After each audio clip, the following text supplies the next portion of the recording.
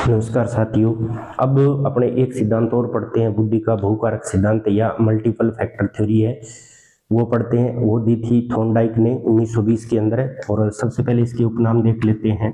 उपनाम कौन कौन से हैं? उपनाम, इस सिद्धांत को हम परमाणुवादी सिद्धांत भी बोलते हैं, परमाणुवादी सिद्धांत।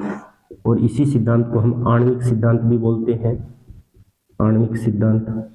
इसी सिद्धांत को हम असत्तात्मक सिद्धांत भी बोलते हैं, मतलब एक कारक की सत्ता नहीं होती, इसलिए असत्तात्मक सिद्धांत, असत्तात्मक सिद्धांत बोलते हैं। और इसी को बालू के ढेर का सिद्धांत बोलते हैं, बालू के ढेर का सिद्धांत। ठीक है, तो ये याद रखना उपनाम। अब देखते हैं सिद्धांत, और सिद्धांत के अंदर है क्या। तो इस सिद्धांत के अंदर सबसे पहली बात ये याद रखनी है आपको कि बहुकारक सिद्धांत के अंदर जो थॉर्नडाइक ने ये कहा कि बुद्धि के अंदर सामान्य कारक जैसा कुछ भी नहीं होता, अनेक कारकों से मिलकर बुद्धि बनी होती है। मतलब बहुकारक नाम से ही पता चल रहा है आपको कि एक कारक से बुद्धि नहीं, बहुत सारे कारकों के मिलने से बुद्धि का निर्माण हुआ है। तो इन्होंने जी कारक को है वो अस्वीकार कर दिया और कहा कि बुद्धि के अंदर है, बुद्धि के अंदर अनेक कारक मौजूद होते हैं। कौन से थे? एक से अधिक कारक मौजूद होते हैं। दूसरा, इसने ये कहा कि इसके अंदर अपने ये कह सकते हैं, कारक की जगह ये कह सकते हैं कि अनेक मानसिक क्षमता पाई जाती है बुद्धि के अंदर, अनेक मानसिक क्षमताएं पाई जाती है, स्वतंत्र अनेक मानसिक क्षमताएं बुद्धि के अंदर पाई जाती है। तो इसने कहा है कि जैसे अपने अगर एग्जाम्पल लें, जैसे मकान है वो एक या दो ईंटों से नहीं बनता, हजारों ईंटें आवश्यकता होती है तब जाके मकान बनता है। तो उसी प्रकार है बुद्धि है, वो कोई एक या दो कारक से मिलकर नहीं बनी होती, हजारों उसके अंदर मानसिक एबिलिटी और कारक मौजूद है। उस वजह से क्या बनी है? बुद्धि का निर्माण हुआ है। तो अपने कारक के लिए या अनेक मानसिक क्षमताओं के मिलकर क्या बनी होती है? बुद्धि बनी होती है। तो ये बहुकारक सिद्धांत हो गया। तो बहुकारक सिद्धांत के अंदर सबसे पहले ये बात याद रखनी है कि बुद्धि के अंदर एक से अधिक कारक विद्यमान रहते हैं या एक से अधिक मानसिक क्षमताएं पाई जाती है। इन्होंने जी कारक जो स्पीयर मैंने बताया सामान्य कारक वैसा कुछ भी नहीं है, उन्होंने अस्वीकार किया है। उसके बाद में इन्होंने बहुकारक सिद्धांत के अंदर इन्होंने ना 6 मानसिक क्षमताएं बताई है कि बुद्धि के अंदर 6 मानसिक जो क्षमताएं पाई जाती है, एबिलिटी, मेंटल एबिलिटी पाई जाती है, 6 मानसिक योग्यताएं पाई जाती है। इस कारण इस सिद्धांत को बहुकारक सिद्धांत भी कहते हैं। पहला तो इसका अर्थ ये आपको मालूम होना चाहिए, और उसके बाद में 6 जो मानसिक क्षमताएं वो भी आपको पता होनी चाहिए।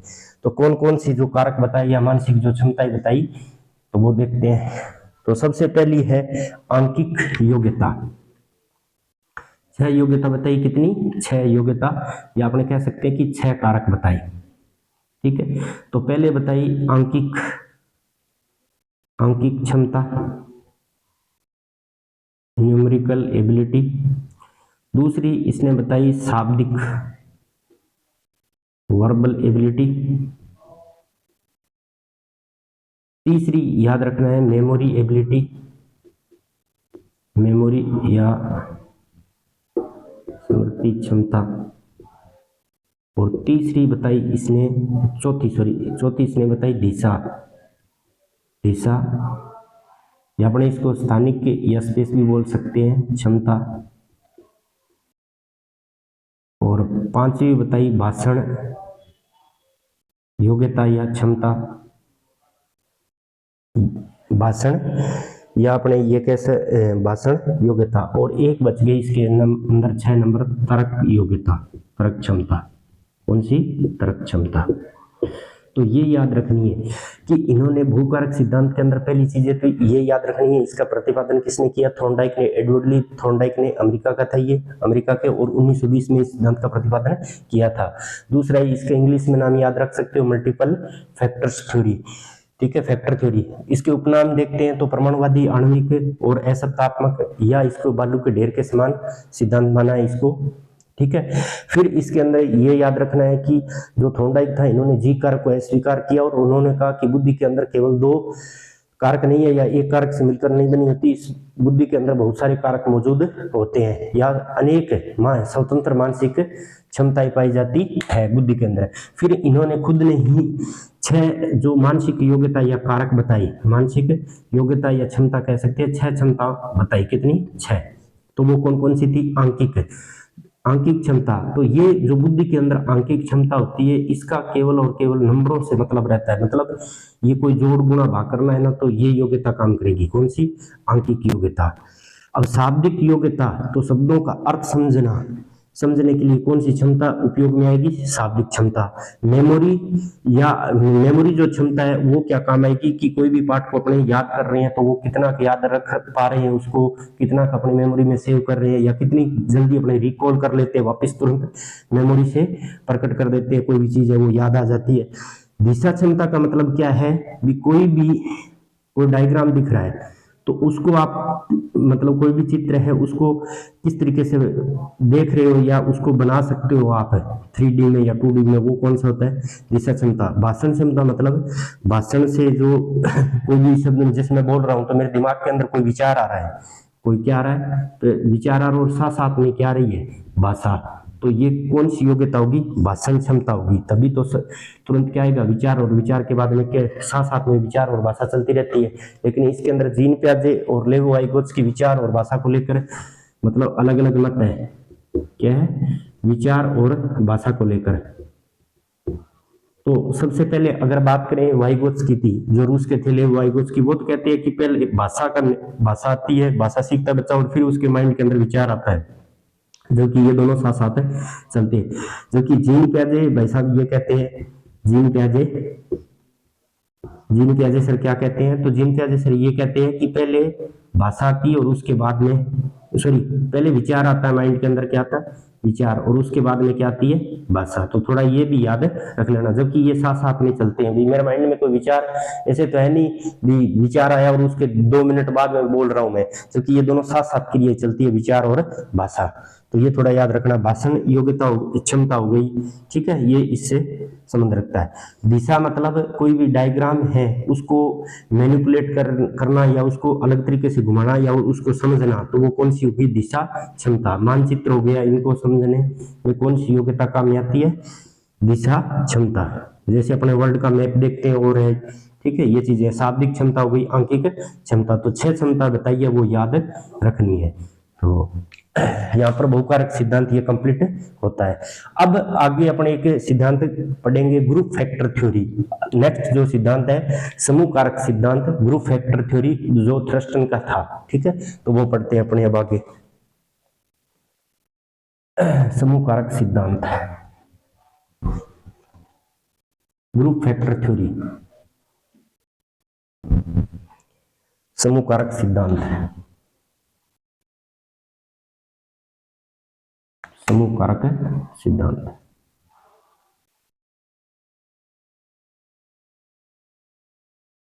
समूह कारक सिद्धांत ये किसने दिया? थ्रस्टन ने, ठीक है। या अपने इसको कह सकते हैं group factor theory, group factor theory, group factor theory, ठीक है। या इसको उपनाम देखें, ये समूह कारक सिद्धांत या ग्रुप फैक्टर थ्योरी है, वो दी किसने थी? थ्रस्टन ने बताया। किसने बताया? थ्रस्टन ने बताया। और इसके अंदर ये याद रखना है आपको कि जो ग्रुप फैक्टर जो थ्योरी है, इसके उपनाम देख लेते हैं अपने, ठीक है। तो उपनाम है, एक है संघ सत्तात्मक सिद्धांत।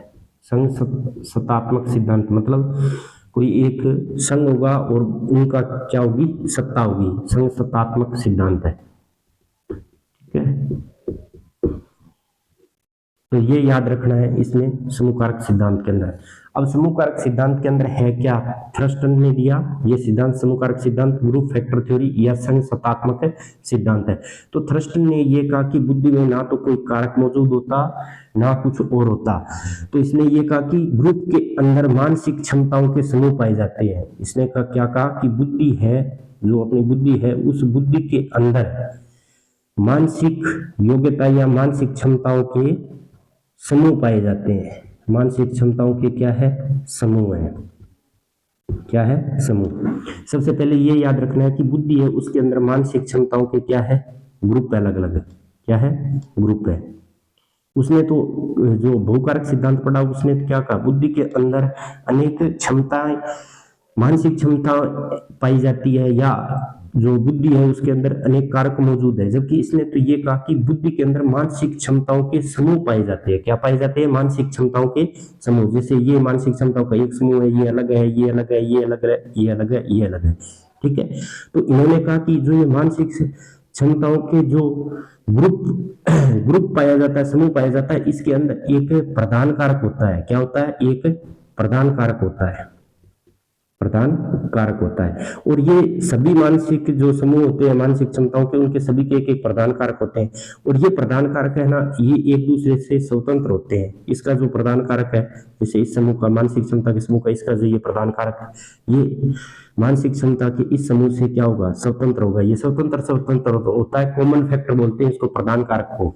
ठीक है, तो सबसे पहले बात ये याद रखिए इनकी, इसने क्या कहा कि बुद्धि है, बुद्धि के अंदर मानसिक क्षमताओं के अनेक समूह पाए जाते हैं, और इन समूह का एक प्रधान कारक होता है। क्या होता है? एक प्रधान कारक होता है। और सभी मानसिक क्षमताओं के जो समूह के प्रधान कारक होते हैं वो अलग अलग होते हैं, लेकिन एक प्रधान कारक के अंडर में आने वाली मानसिक क्रिया, मानसिक कोई भी क्रिया है, मानसिक क्रिया, वो एक दूसरे से संबंधित हो सकती है। इससे जैसे प्रधान कारक ये कोई, मान लो जैसे तर्क क्षमता का एक ग्रुप है, तर्क क्षमता या तर्क योग्यता का क्या एक समूह है, ये मानसिक योग्यता का एक समूह है।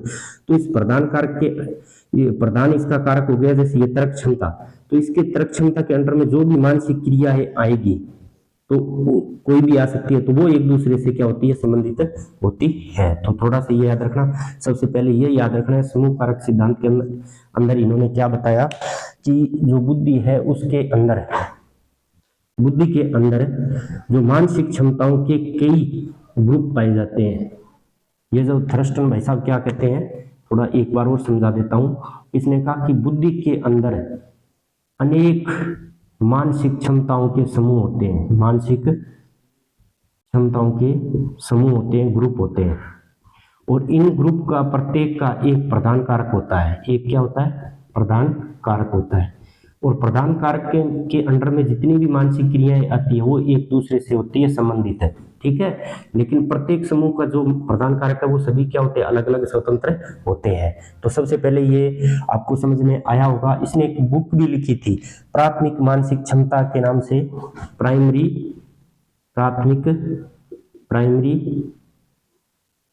प्राथमिक मानसिक मेंटल एबिलिटी, प्राथमिक मानसिक क्षमता, इस सिद्धांत का ये भी नाम है, याद रखना आप है, प्राथमिक मानसिक क्षमता। तो इसने जो प्राथमिक मानसिक क्षमता बताई है उनके समूह बताए हैं, वो बताए हैं 7 है। कितने बताए हैं? 7 है। सबसे पहले ये याद रखना, इसने जो समूह बताए, जो प्रधान समूह बताए हैं या जो प्रधान मानसिक क्षमताओं के ग्रुप बताए हैं वो 7 बताए हैं। कितने बताए हैं? 7। तो अगर अपने कहें प्रधान समूह या मानसिक क्षमताओं के समूह, प्राथमिक मानसिक क्षमताओं के समूह, ये भी याद रखना आपको, चाहे इनको अपने प्राथमिक मानसिक क्षमताओं के समूह, प्राथमिक मानसिक क्षमता, ये कितनी बताई है इसने? ये बताई है 7। कितनी बताई है? 7। थॉर्नडाइक ने 6 कारक बताए थे या 6 योग्यता बताई या 6 क्षमता बताई, इसने 7 बताई प्राथमिक मानसिक क्षमता। और इसने कुल समूह है ना जो ग्रुप बताए वो 13 बताए हैं। कितने बताए हैं? 13। और जिस 13 में से 7 क्या है? प्रधान है, या अपने कह सकते हैं कि प्राथमिक मानसिक क्षमता है। तो वो याद रखना कौन कौन से बताए हैं। सबसे जो पहला आता है वो है शाब्दिक अर्थ क्षमता। कौन सा है? शाब्दिक अर्थ क्षमता, शाब्दिक अर्थ क्षमता, शाब्दिक अर्थ क्षमता, ये याद रखना है। पहला जो पहली प्राथमिक मानसिक क्षमता बताई वो कौन सी बताई? शाब्दिक अर्थ क्षमता। दूसरी बताई वो है शब्द प्रवाह क्षमता, शब्द प्रवाह क्षमता। आगे पीछे आप याद कर सकते हो, कोई ऐसे सीक्वेंस की कोई बात नहीं। तीसरा है स्थानिक क्षमता। कौन सी? स्थानिक क्षमता। चौथी की अगर बात करें तो तर्क क्षमता। कौन सी बताई? तर्क क्षमता। अगर पांचवी की बात करें अपने तो इसने बताई आंकिक क्षमता, कौन सी? आंकिक क्षमता, ये याद रखनी है। तो ये कितनी हो गई? 5 हो गई, ठीक है। उसके बाद में इसने मेमोरी क्षमता बताई, छठी है जो memory, memory memory ability, memory ability या इसी को हम कह सकते हैं मेमोरी क्षमता। और एक बताया परसेप्चुअल एबिलिटी, प्रत्यक्षीकरण क्षमता, ठीक है। पहली बताई शाब्दिक अर्थ क्षमता, मतलब वर्बल मीनिंग एबिलिटी, ठीक है। शब्द प्रवाह क्षमता, वर्ड जो वर्ड है उसका इन्फ्लुएंस कैसे हो रहा है कोई भी वर्ड का, तो वो याद रखना। स्थानिक मतलब स्पेस से याद रखना। तर्क, रीजनिंग हो गया। और आंकिक न्यूमेरिकल हो गया। और मेमोरी अच्छा हो गया। और फिर परसेप्चुअल, ठीक है। तो ये याद रखना पी। तो कितने बताए? 7 बताए। कौन कौन से? शाब्दिक अर्थ क्षमता, शब्द प्रवाह क्षमता, स्थानिक क्षमता, तर्क क्षमता, और जो है न्यूमेरिकल एबिलिटी, मेमोरी एबिलिटी और परसेप्चुअल एबिलिटी। तो ये याद रखना। कितने बताई? 7 बताई। अब इनका अर्थ देखते क्या है। शाब्दिक अर्थ क्षमता का मतलब क्या है? शाब्दिक अर्थ क्षमता का इसका मतलब होता है कोई भी